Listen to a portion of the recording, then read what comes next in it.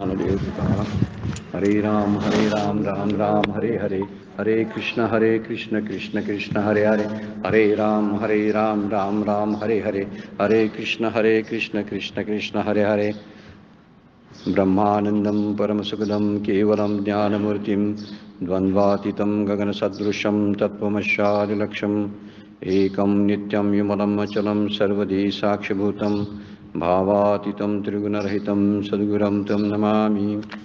नमामि सद्गुरु शान्तं सच्चिदानन्दविग्रहं पूर्णब्रह्मपरानन्दैशम् आनन्दीवल्लभं सद्गुरु सच्चिदानन्दं केवलं करुणाकरं ज्ञानयोगेश्वरं वन्दे ज्ञानदेवा पुनः पुनः. अलंकापुरी पुण्यभूमी पवित्र तिथे नांदतो ज्ञानराजा सुपात्र तया आठविता घडे पुण्यराशी नमस्कार माझा सद्गुरु ज्ञानेश्वराशी. संतश्रेष्ठ श्री ज्ञानोबा माऊली, जगद्गुरू श्री तुकाराम महाराज, नाथ महाराज, सर्व संतांना वंदन करतो. परमपूज्य काकांना वंदन, परमपूज्य मंदाताईंना वंदन. आपण सर्वजण सगळ्या श्रोतांना नमस्कार करतो आणि आजची सेवा, आजचं चिंतन आपण सुरू करतो. कालच्या चिंतनामध्ये आपण श्लोक एक सुरू केलेला आहे, 45 नंबरच्या श्लोकावर, आणि त्या ओळीवरचा विचार आपण आता करणार आहोत. काल आपण सुरू केलेलं होतं, त्रैगुण्य विषया वेदा निस्त्रे गुण्यो भवार्जुन निर्द्वंदो नित्य सत्वस्तो निर्योगेक्षम आत्मवान. ह्या 4-5 गोष्टी या श्लोकामध्ये वर्णन केलेल्या आहेत. माऊलींनी याचा विस्तार जास्त न करता एका ओळीमधूनच या सगळ्या श्लोकाचा अर्थ सांगण्याचे, आता हे कसं फक्त माऊलींच्याकडे असतं बरं काय, छोट्या शब्दामध्ये कमी शब्दामध्ये खूप मोठा अर्थ सांगणं ही सामान्य कवींना न जमणारी गोष्ट आहे. म्हणून माऊलींचं त्यांना कवी म्हणावं काय, त्यांना काय कोणती प्रतिभाशक्ती त्यांच्याकडे होते, पण त्यानुसार मात्र प्रत्येक श्लोकाचा व्यवस्थित अर्थ एखाद्या ओळीमध्ये घालण्याचं जे कसब आहे ते ज्ञानेश्वर माऊलींच्याकडे आपल्याला बघायला मिळतं. या एका मोठ्या श्लोकाचा किंवा 4-5 मोठी तत्त्वज्ञानयुक्त असणारे शब्द आहेत त्यामध्ये, आणि एवढे शब्द एकाच ओळीमध्ये घालून त्याचं अर्थपूर्ण असं भाष्यांतर करणं फार अवघड गोष्ट आहे. सूत्ररूपानं बोलणं त्याला म्हणतात. परमपूज्य काकांच्याकडे ते कसब आहे, सूत्ररूपानं बोलणं. आपण परमपूज्य काकांचा गीता दीपस्तंभ जर पाहिला तर गीतेवरलं केलेलं भाष्य जे आहेत, एक 1-2 ओळीमध्ये एखाद्या श्लोकाचा अर्थ सांगितला आहे. पण त्या 2 ओळी तर त्याच्यावर प्रवचन करायचं म्हटलं तर तासभर करता येईल काकांच्या शब्दावर. एवढे काकांचे जाडजूड शब्द एका श्लोकासाठी त्यांनी वापरलेले आहेत. हे सामान्य व्यक्तींना न जमण्यासारखी गोष्ट आहे. सत्पुरुषच ते करू शकतात. ज्यांना दैवी वाणी प्राप्त झालेली आहे, लेखणी प्राप्त झालेली आहे, तेच लोकशब्द हे करू शकतात.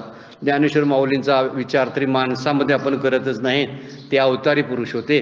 आणि त्यामुळं त्यांनी जे वर्णन करताना एखाद्या ओळीमध्ये एका मोठ्या श्लोकाचा अर्थ सांगणं फार कठीण गोष्ट आहे. आणि एखाद्या श्लोकाचा जवळजवळ 100-200 ओव्या टाकून अर्थ सांगणं ही एक वेगळीच गोष्ट आहे. इतके दृष्टांत, इतक्या सगळी प्रमाणं, इतके सगळे पुराणातील दाखले द्यायचे आणि त्या श्लोकाचा अर्थ सांगायचा. त्यामुळे गीतेचं प्रमाणभूत भाष्य कोणतं असेल तर ज्ञानेश्वरी आहे.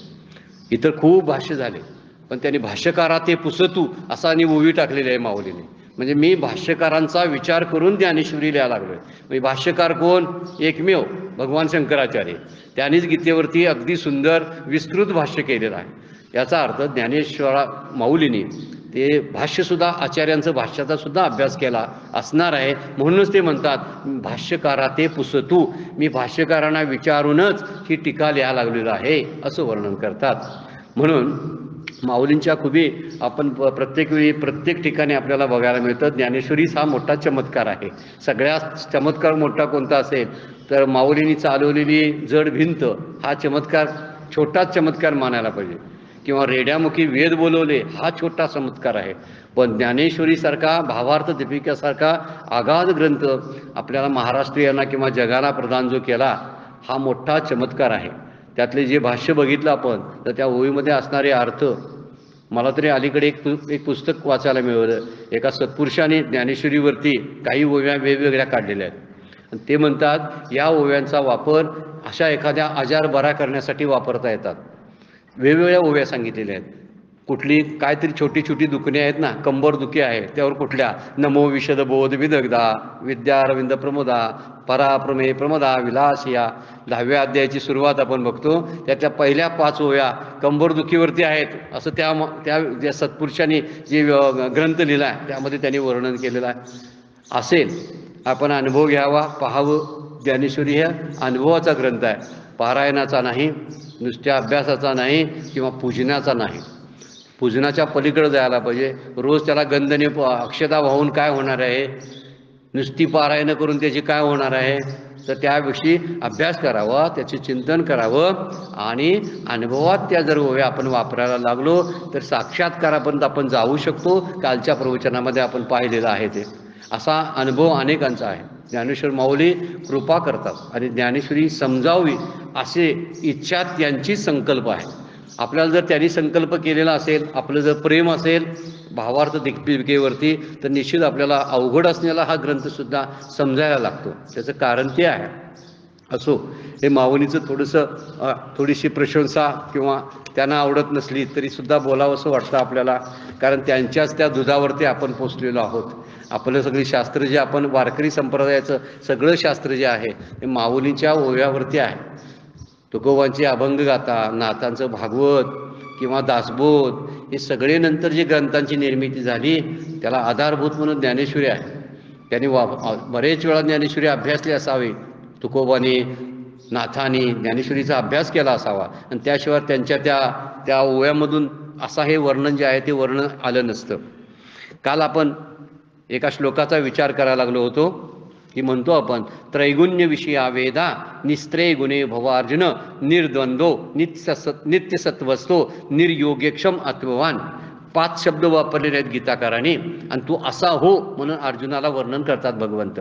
भगवंत म्हणतात तू असा हो म्हणजे तुला शेवटचा फळ जे आहे आत्मवान होण्याचं जे फळ आहे ते आपोआप प्राप्त होईल. म्हणजे आत्मवान होण्यासाठी तुला ही साधना मी सांगायला लागलोय. आणि 4 प्रकार साधनेचे सांगितलेले आहेत त्या श्लोकामध्ये. माऊलीने त्याचं वर्णन पुढे केलेलं आहे पण खूप शब्दामध्ये केलं नाही, त्यामुळे थोडासा श्लोकाचाच विचार करत करत आपण पुढे जायचं आहे. तर काय म्हणतात, भव शब्द वापरला आहे. भव अर्जुना तू हो. भव म्हणजे हो. असा कसा हो तर निस्त्रय गुणे म्हणजे 3 गुणांनी रहित हो. तू 3 गुणांच्या गुणरहित हो किंवा त्रिगुणातीत हो असं म्हटलेलं आहे. निस्त्रय गुणेच्या शब्दाचा अर्थ 1 नंबरचं. दुसरी गोष्ट म्हणतात निर्द्वंद्वो भव शब्द लावायचा आपण प्रत्येक शब्दाला. भव लावला ना म्हणजे हो असा अर्थ होतो. निर्द्वंद्वो भव म्हणजे तू निर्द्वंद्व हो म्हणजे द्वंद्वातीत हो. द्वंद्व कुठलंही राखू नकोस. तिसरं म्हणतात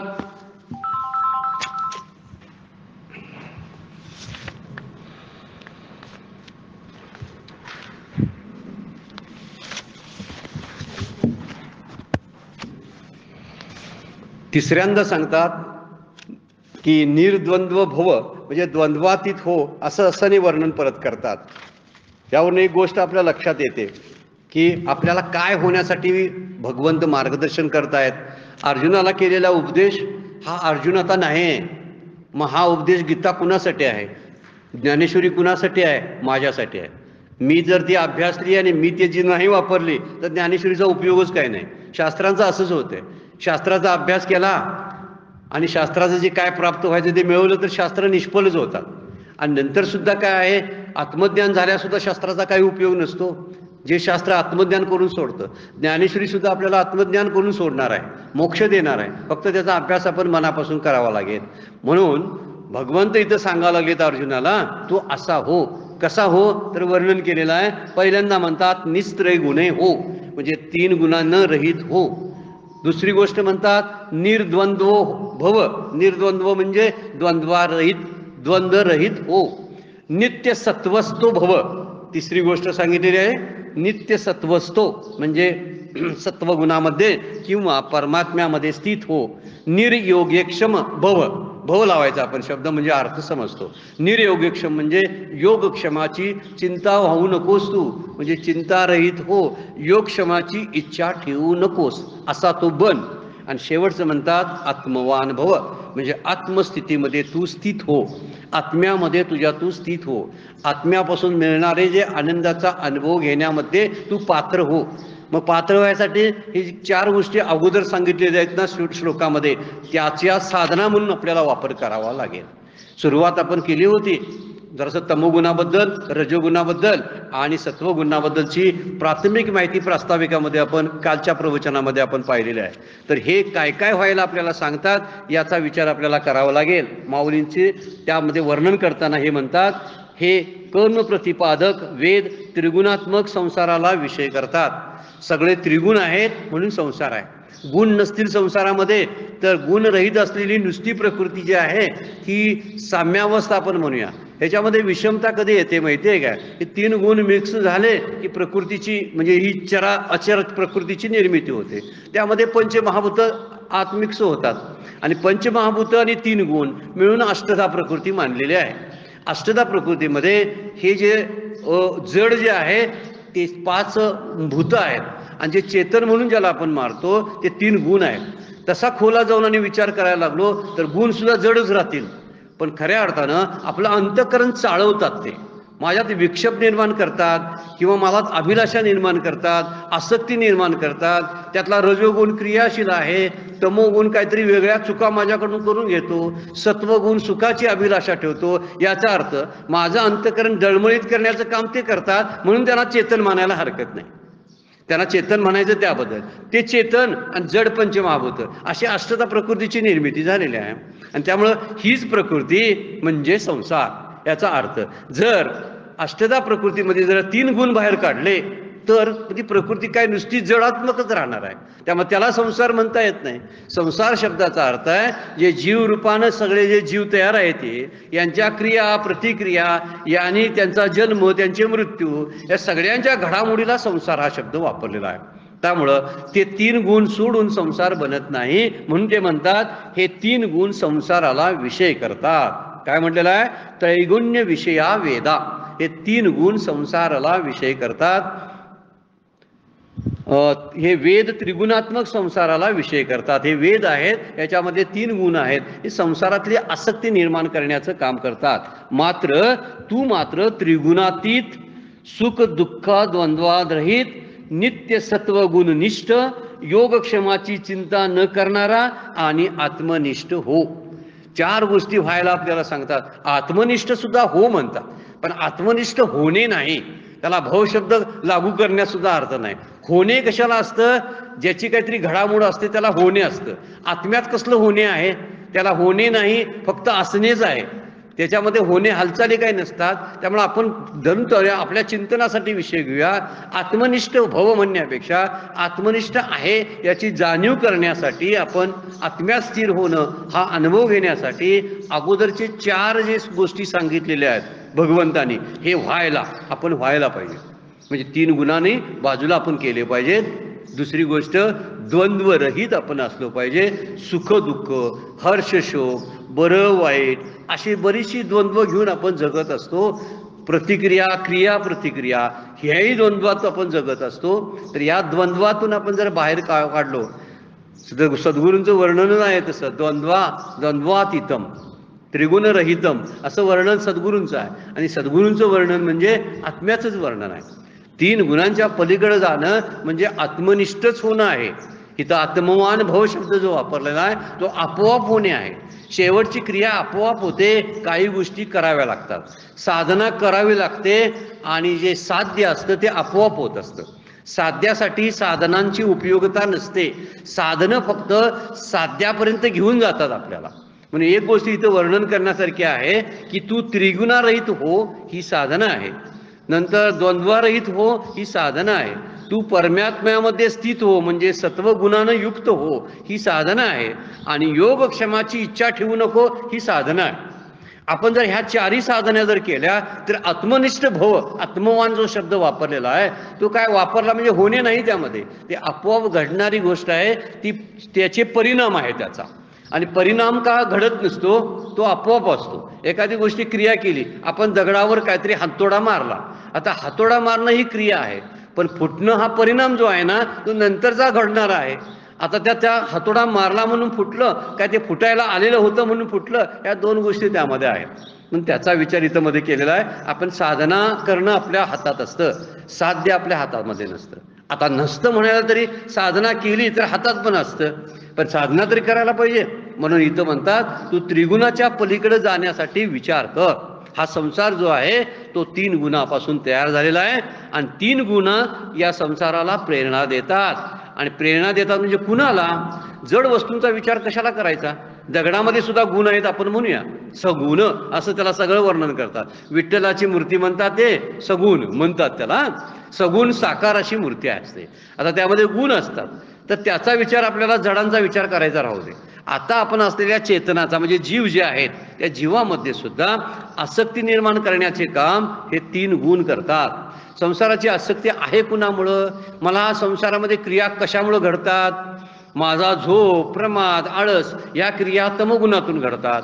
माझ्यामध्ये असलेला रजोगुण मला छान चुक असं वागायला, काहीतरी डेकोरेटिव्ह जगायला, मिरवायला, किंवा काहीतरी दागिने घालावं, कपडे चांगली चांगली परिधान करावे, चांगले चांगले हाऊसमौज करावी, हे करायला रजोगुण शिकवत असतो. म्हणजे प्रेरणा कोण देतं बघा? हे गुण देतात.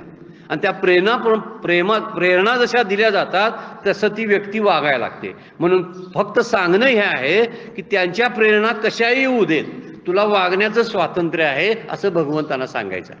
प्रेरणा काही होऊ द्या.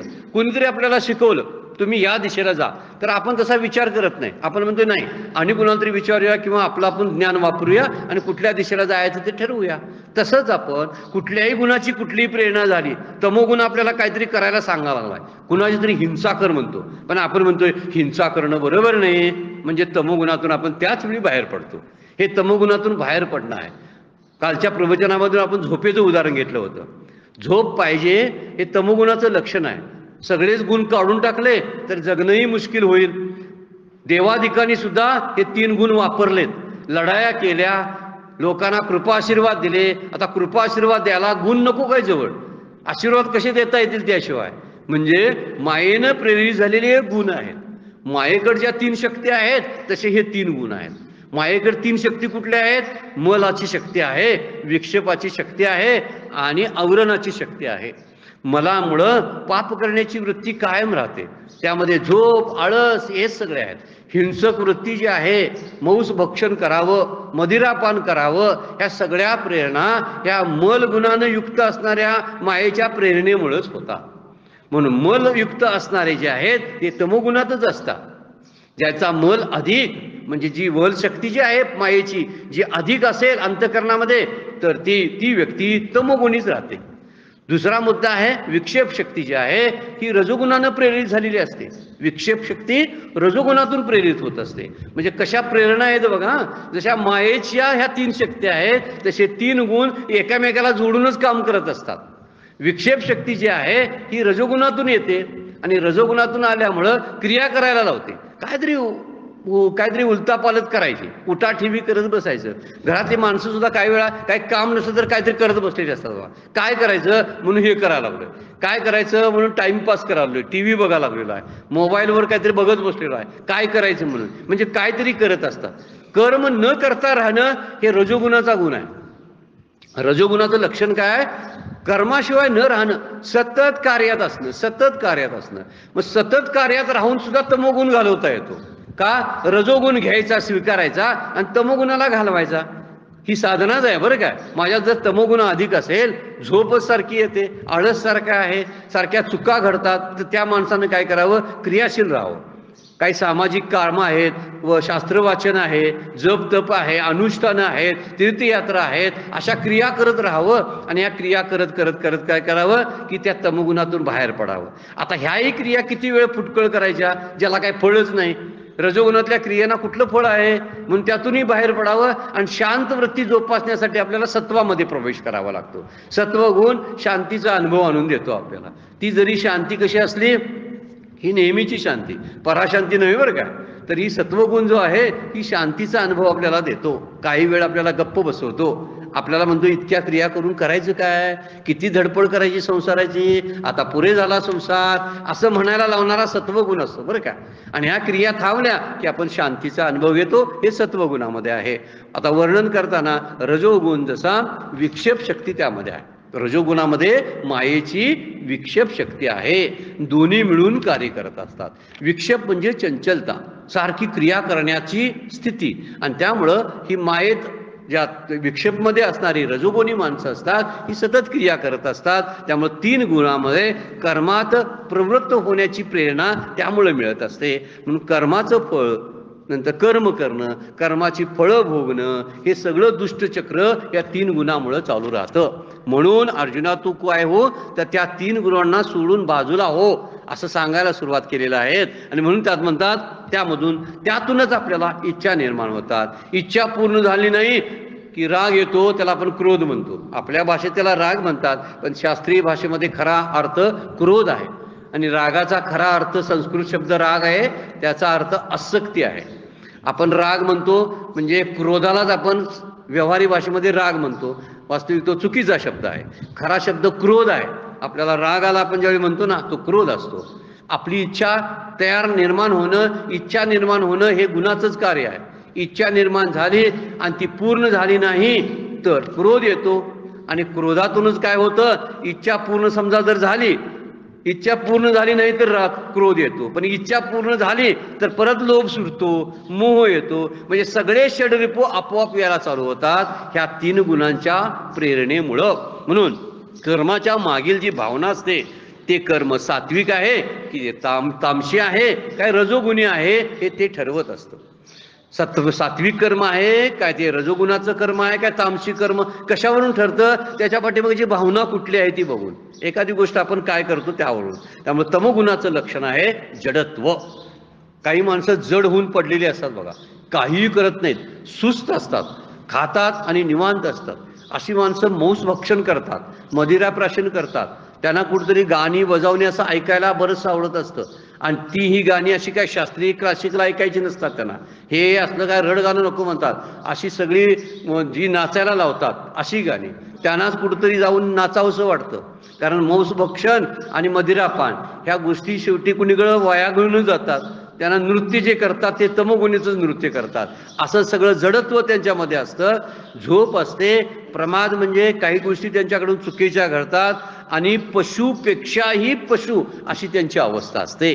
माणसं म्हणून 2 पायाची असतात, पण 4 पायाची जे जनावरं वर्तन करतात तसं वर्तन त्या व्यक्तींच्याकडून घडायला चालू होतं.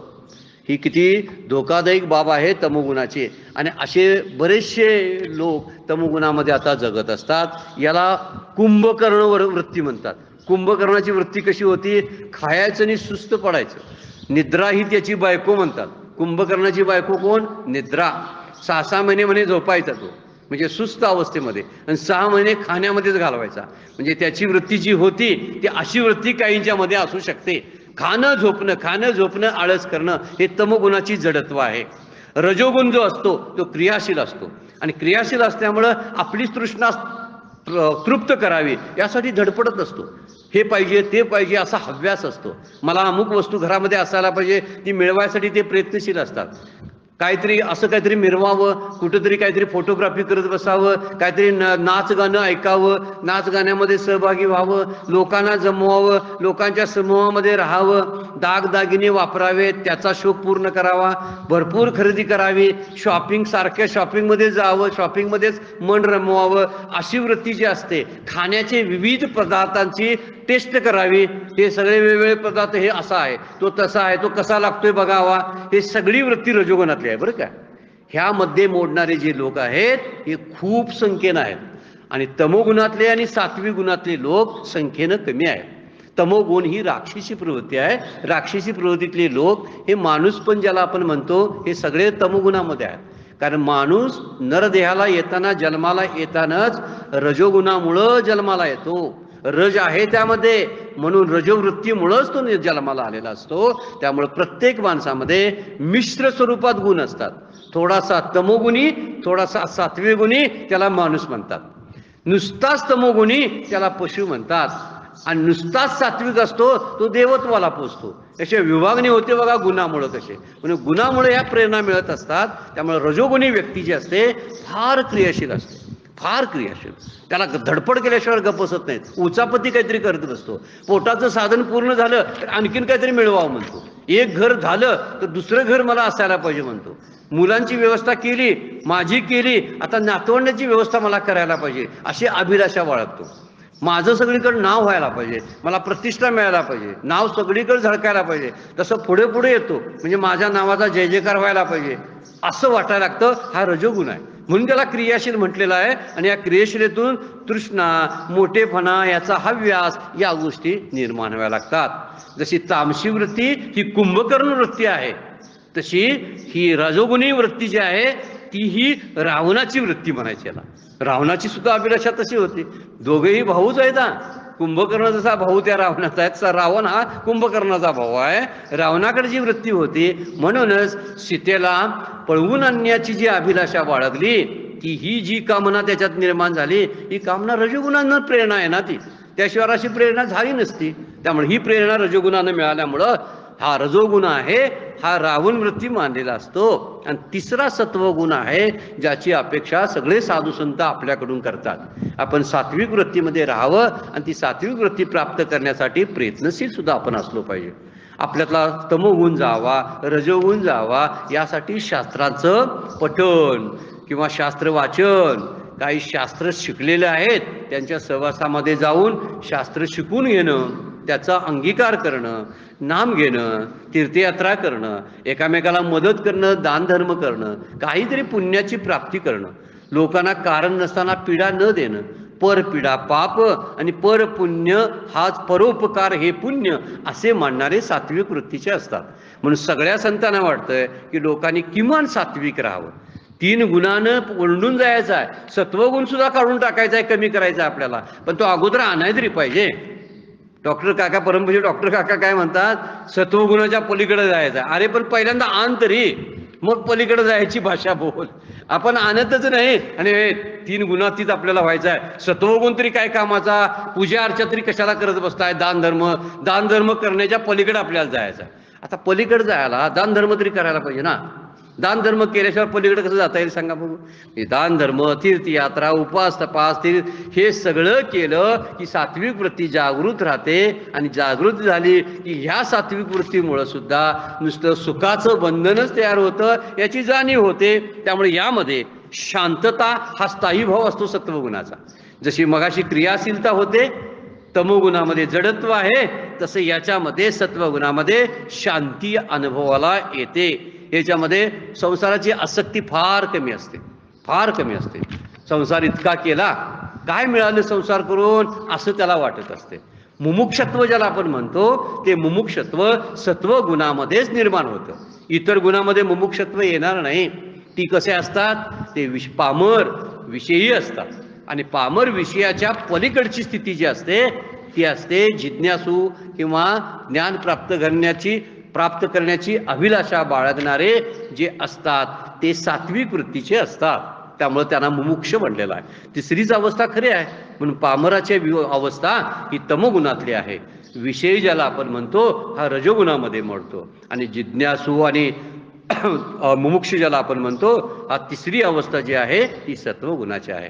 म्हणून सत्वगुणी होण्याला प्राधान्य देतात सगळे संत आणि सत्पुरुष. म्हणून या गुणाचं वैशिष्ट्य काय, आसक्ती कमी झालेली असते. दैवी संपत्तीचा प्रादुर्भाव होतो. दैवी संपत्ती पुढच्या 16व्या अध्यायामध्ये आता सांगितलेलं आहे. मग ते काय काय बरंच वर्ण, अवलंबित्व, महिंसा सगळं वापरलेलं आहे. अभयम, सत्व, संशुद्धी, ती गुण जे वापरलेले आहे. अध्यात्म, ज्ञान, नित्यत्वम, तत्वज्ञानार्थ दर्शनम वगैरे ही इतर गोष्टी आहेत त्या अज्ञान मानलेलं आहे. 5 पहिले श्लोक टाकलेले आहेत ना, ते सगळे दैवी संपत्तीची लक्षणं सांगितलेली आहेत. आणि तू दैवी संपत्तीचं लक्षण धारण करणारा हो असं त्यामध्ये सांगितलेलं आहे. इथं मात्र म्हणतात तू गुणाच्या पलीकडे जाणारा हो, निस्त्रय गुणे असा शब्द वापरलेला आहे. त्यामुळं याच सत्वगुणामध्ये आपल्याला ज्ञानप्राप्तीची इच्छा होते. म्हणून हा सत्वगुण सर्वश्रेष्ठ गुण आहे. म्हणून आपले तमोगुण, रजोगुण नेहमी दाबण्याचा प्रयत्न आपण सतत दिवसातून करावा. ज्या ज्यावेळी ही वृत्ती उमटते त्यावेळी ती दाबावी. कुणाबद्दल तरी विषयाबद्दल काहीतरी पाप वृत्ती निर्माण होते. आणखीन अनेक काहीतरी ज्या असणाऱ्या अप्राप्य असणाऱ्या, असाध्य असणाऱ्या गोष्टी प्राप्त कराव्यात अशी नको तसा हव्यास निर्माण होतो. माझ्याकडे हे असायला पाहिजे, माझ्याकडे ते असायला पाहिजे, का असायला पाहिजे असा प्रश्न विचारला की आपण सात्विक गुणामध्ये जातो बघा, सत्वगुणामध्ये. ही रजोगुणाची वृत्ती जी असते ना ती संसार वाढवायला भाग पडते. आणि सत्वगुण म्हणतो इतका वाढवून केलेला संसार तुझ्या काय कामाचा, तुझ्याबरोबर ह्यातलं काय येणार आहे असा विचार करायला लावतो, तो सत्वगुण असतो. रजोगुण म्हणतोय एवढं मी केलं, अजून ह्यामध्ये पाहिजे, अजून ह्यामध्ये पाहिजे. तो नातवंडांचाही विचार करतो, नुसत्या आपल्या पिढीचा एका विचार करत नाही. रजोगुण फार वरच्या टप्प्यात, म्हणून रजोगुणातली व्यक्ती जाताना सुद्धा अशी अस्वस्थ अवस्थेमध्ये जाते. तमोगुणाचा विचारच सोडून द्यावा, आपण त्याच्या पलीकडे जात असतो. तमोगुणामध्ये शक्यतो पशु मोडत असतात. तर इथं आता आपण विचार करताना रजोगुणाचा आणि सात्विकता, रजोगुण गरजेचा आहे, त्याचा वापर करावा आणि सत्वगुणामध्ये जावं. आणि सत्वगुणाचाही वापर करून या तिन्ही गुणांच्या पलीकडे जायला भगवंत आपल्याला सांगत आहेत. पण तो विचार इथं सांगितलेला आहे. आसक्ती आपली कमी होते. मग नातवंडाबद्दल, नातलगांबद्दलची, पदार्थाबद्दलची, संसारामधल्याची, बोलावं न बोलावं, कमी बोलावं वाटणं सुद्धा सात्विक गुण आहे. मौनात राहावं वाटते सात्विक गुण आहे. बडबड करणारा रजोगुण आहे. सतत झोपत आणि पेंगतच असणारा तमोगुण आहे. आपण तमोगुणाचं बोलतच नाही, त्याचा रजोगुणाचा विचार केला तर नुसती बडबड, नुसती बडबड बडबड. पण बडबड करायला त्याऐवजी नाम घेतलं असतं तर, असं कोण म्हणतंय सत्वगुण सांगतो जागा झाला तर, अरे मगापासून काय बोलत बसलास, त्याच्यापेक्षा नाम घेतलं असतंच, ज्ञानेश्वरीच्या 100 वेळा वाचल्या असत्यास तर बरं झालं असतं. असा कोण म्हणतो जागृत झाला सत्वगुण, तर तो सांगायला लागतो आपल्याला. त्यामुळे सतत आपण अवरगुण कुठला ठेवायला पाहिजे, सात्विक वृत्ती ठेवली पाहिजे. त्रिगुणातीत होणं आहे त्याचा पुढचा टप्पा. पण आपण अगोदर गुणाच्या, 2 गुणाच्या तरी पलीकडे जाऊया, 3 गुणाच्या राहू दे, पण 2 गुणाच्या तरी पलीकडे जाण्याचा आपण प्रयत्न केला पाहिजे. आणि सत्वामध्ये म्हणून ही वृत्ती जी आहे, या सात्विक वृत्तीला बिभीषण वृत्ती म्हणतात. 3 वृत्ती आपण बघितले का नाही. तमोगुणाची जी पशुची वृत्ती जी आहे, ही पशुची म्हणजे झोपच नुसती आणणारी ही कुंभकर्ण वृत्ती आहे. ही कसली आहे तर विषय पामर माणसांची आहे. पामर म्हणजे आपण अज्ञानी आहे हे सुद्धा त्याला समजत नाही. अज्ञानाचं सुद्धा ज्ञान नसतं, ती पामर वृत्ती असते. अज्ञानाचं ज्ञान, बरं काय, अज्ञानाचं ज्ञान नाही म्हणूनच ज्ञानाची इच्छा होत नाही आपल्याला. मी अज्ञानी आहे असं त्याला वाटतच नाही. आणि जर तो पुढे विषयीमध्ये गेला, रजोगुणामध्ये गेला, तर म्हणतोय मला अज्ञान आहे, मी अज्ञानी आहे, मला ज्ञान प्राप्त करायला पाहिजे असं वाटतंय रजोगुणाच्या माणसाला. पण तमोगुणाच्याला ते वाटतच नाही. त्यामुळे ती वृत्ती जी असते ती बाधक असते आपल्याला. नेहमी लक्षात ठेवायचं, ही सात्विक वृत्ती जी आहे तीच आपल्यासाठी योग्य आहे. म्हणून रजोगुणाची आणि तमोगुणाची वृत्ती घालवता आली पाहिजे.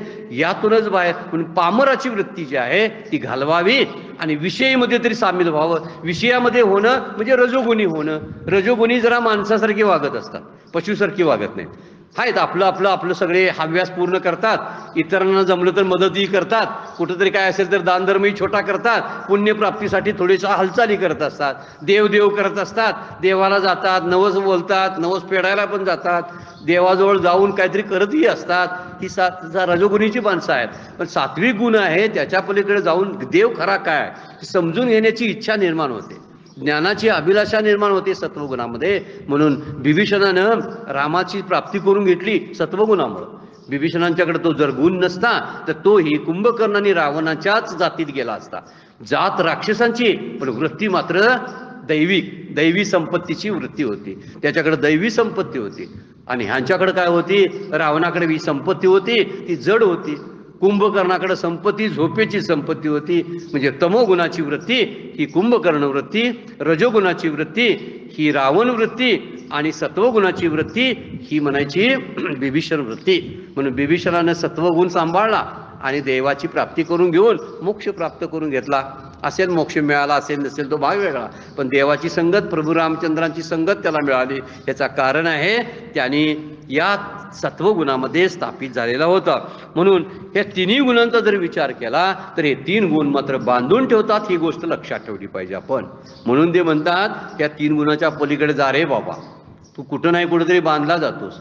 तमोगुणामध्ये सुद्धा या झोपेतून आणि आळसात बांधला जाशील, रजोगुणामध्ये नुसती क्रियाशीलतेमध्ये बांधला जाशील, आणि सत्वगुणामध्ये सुखम बंधात प्रमुचती शब्द वापरलेला आहे की सुखानं बांधले जातात. ते म्हणजे सुखाची प्राप्ती होते. सुखानं जो बांधला जातो तो सत्वगुण आहे.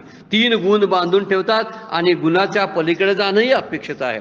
आता गुणाच्या पलीकडे, 3 गुणांच्या पलीकडे कसं जावं याचाही विचार थोडासा आपण करायला लागलो. अजून आपण ज्ञानेश्वरीच्या ओवीकडे जायचं आहे बरं का.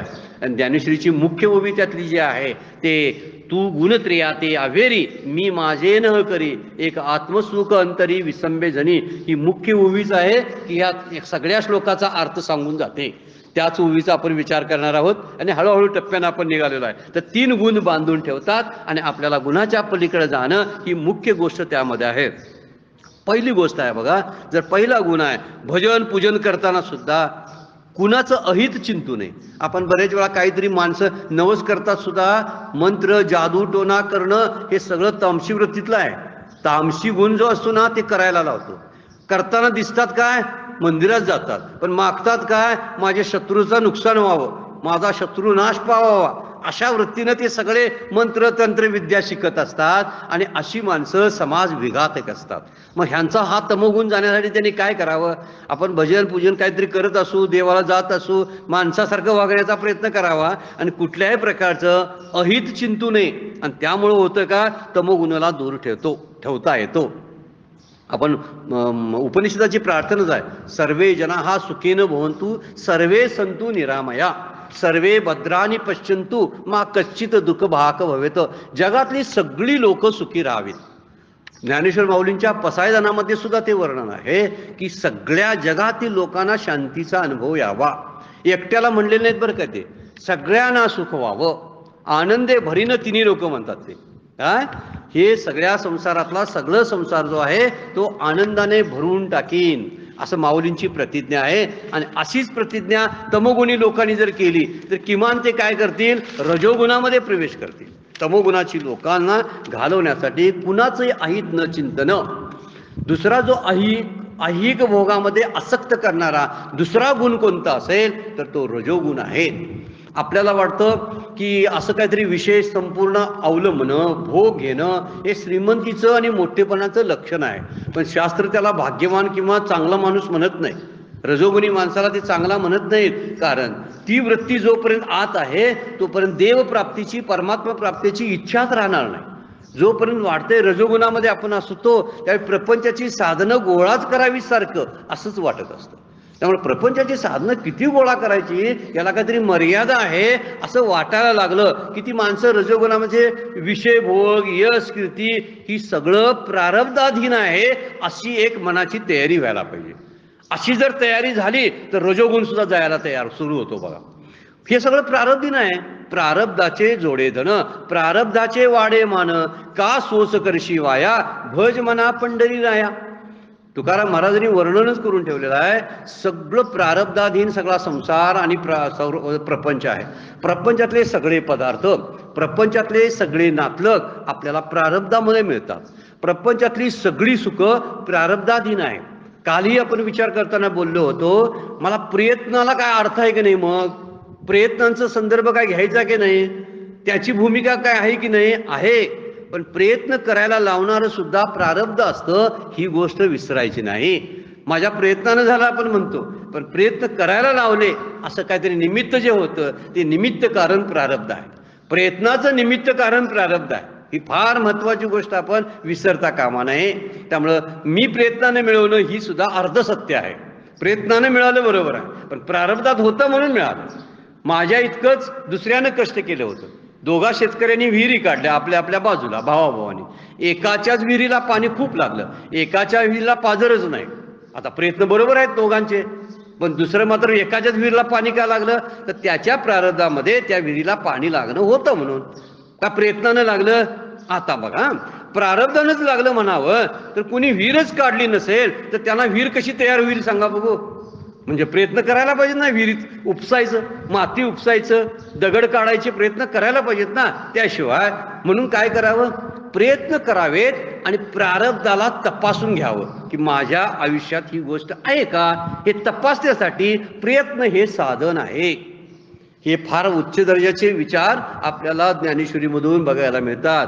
म्हणून रजोगुण जर घालवायचा असेल तर समजून चालायचं की रजोगुणामधली जी ऐहिक प्राप्तीची इच्छा आहे, विषय भोग यश कीर्ती मान प्रतिष्ठा धन हे सगळं प्रारब्धाधीन आहे.